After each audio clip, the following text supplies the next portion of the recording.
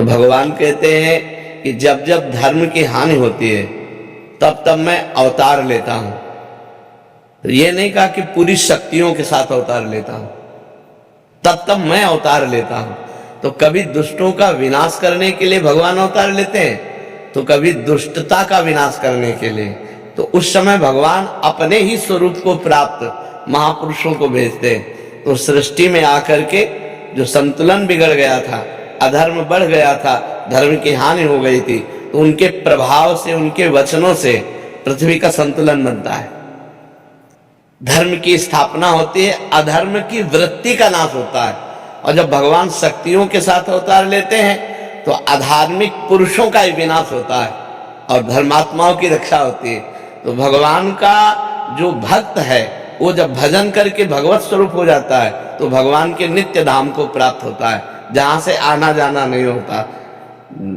यद गत्वा न निवर्तन्ते तद धाम परमम मम, जहां जाने के बाद फिर इस मृत्यु लोक में नहीं आना होता। लेकिन भगवान उसे भेजे तो सरकारी आदमी बन करके आएगा और अपने प्रभाव से जन मंगल करके और फिर अंतर ध्यान हो गया।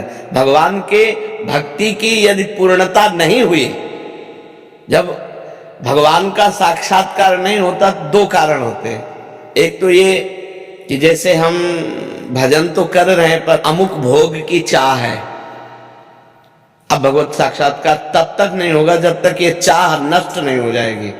अगर कोई और चाह है वो भगवत प्राप्ति नहीं होने देगी।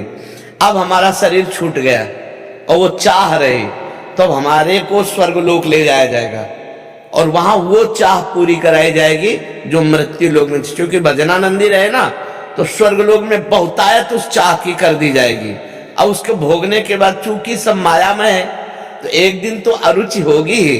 तो जब उसको भोगों की जो चाह थी वो अरुचि हो जाएगी, तब यहाँ उसका जन्म होगा, फिर वैभव संपन्न घर में जन्म होगा और भक्ति की अनुकूलता होगी और फिर उसका वहीं से भजन चलेगा जहां से भजन रुका हुआ था, और वो अपना इस जन्म में भजन पूरा कर लेगा।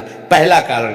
दूसरा कारण, हमने भजन शुरू किया, हमारी मृत्यु हो गई, कोई चाह नहीं है, भगवान की चाह है, पर हमने भजन शुरू किया, अब हमारी आयु खत्म हो गई, मृत्यु हो गई, अभी भगवत साक्षात्कार हुआ नहीं, तो उसको सीधे योगियों के कुल में जन्म, उसे स्वर्ग आदि लोक नहीं ले जाया जाएगा, सीधे योगियों के कुल में उसका जन्म होगा, भजनानंदियों के कुल में, और वहीं से भजन होकर वो पूरा हो जाएगा।